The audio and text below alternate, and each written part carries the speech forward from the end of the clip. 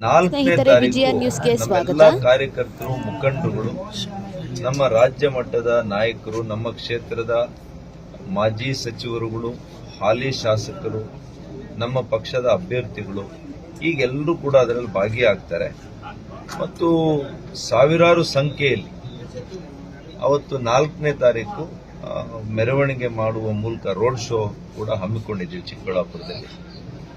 ಈಗಾಗಲೇ ಹಿರಿಯ ನಮ್ಮ ಬಿಜೆಪಿಯ ನಾಯಕರು, ವಿರೋಧ ಪಕ್ಷದ ನಾಯಕರು ಸನ್ಮಾನ್ಯ ಆರ್ ಅಶೋಕ್ ಅವರಿಗೆ ಮನವಿ ಮಾಡಿದ್ದೇನೆ. ಅದೇ ರೀತಿ ಜೆಡಿಎಸ್ನ ಮಾಜಿ ಮುಖ್ಯಮಂತ್ರಿಗಳು, ನಮ್ಮ ಕರ್ನಾಟಕದ ಮಾಜಿ ಮುಖ್ಯಮಂತ್ರಿಗಳು, ಹಿರಿಯರು ಆದಂಥ ಮಾನ್ಯ ಕುಮಾರಣ್ಣವ್ರಿಗೂ ಕೂಡ ನಾನು ಮನವಿ ಮಾಡಿದ್ದೇನೆ. ನಮ್ಮ ರಾಜ್ಯಾಧ್ಯಕ್ಷರಿಗಾಗಲಿ ಅಥವಾ ನಮ್ಮ ನಾಯಕರು, ಮಾಜಿ ಮುಖ್ಯಮಂತ್ರಿಗಳು ಮಾನ್ಯ ಯಡಿಯೂರಪ್ಪನವ್ರಿಗೂ ಕೂಡ ನಾನಿವತ್ತು ರಾತ್ರಿ ಆದಷ್ಟು ಕೂಡ ಅವ್ರ ಮನೆಗೆ ಹೋಗಿ ಅವ್ರಿಗೂ ಕೂಡ ಆಹ್ವಾನವನ್ನು ಕೊಡ್ತೇನೆ.